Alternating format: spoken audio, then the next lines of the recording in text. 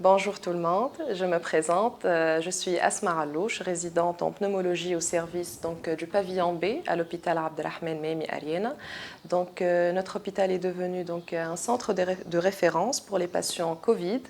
Là, je vais vous parler d'un patient qui a été hospitalisé dans le service.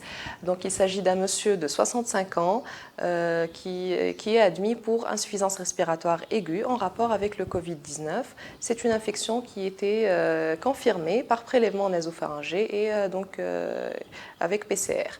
Le patient est tabagique sevré depuis 15 ans avec comme antécédent pathologique un glaucome sous traitement bien suivi.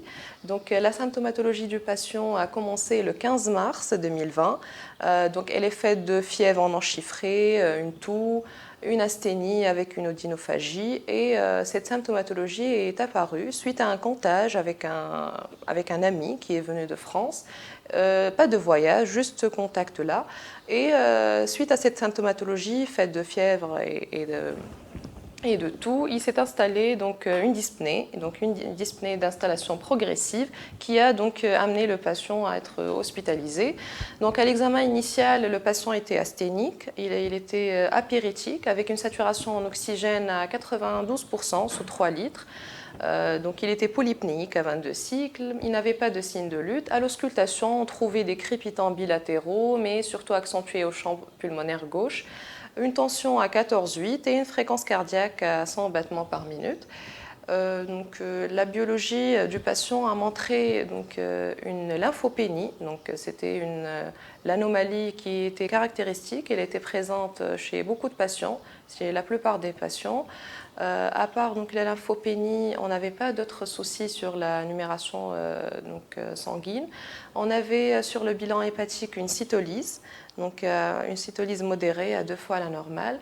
Le bilan rénal était sans anomalie et la CRP était élevée à 340. Notre conduite à tenir était d'hospitaliser le malade. Il a été mis sous oxygénothérapie. Vu qu'il devait être alité, on l'a mis sous héparinothérapie, à dose préventive. Et on a discuté le traitement chez lui, puisqu'il présentait une insuffisance respiratoire aiguë. On a discuté le traitement selon le protocole azithromycine plus hydroxychloroquine. Avant d'entamer ce protocole-là, il fallait prendre quelques précautions.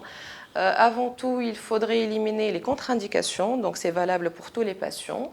Les contre-indications de l'hydroxychloroquine, qui sont généralement une rétinopathie ou la femme enceinte aussi, c'est une contre-indication. Des problèmes cardiaques comme un allongement du QT.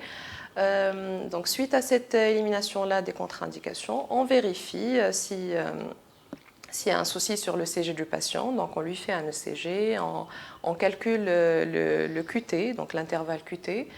Et si tout va bien, on doit avoir le consentement éclairé du patient. Tout ça a été fait chez notre patient. Il n'avait pas de contre-indication, on a entamé le traitement. Les modalités de ce traitement, c'est l'hydroxychloroquine, des comprimés dosés à 200 mg. C'était 200 mg x 3 J1 et puis 200 mg x 2 de J2 jusqu'à J10 de traitement.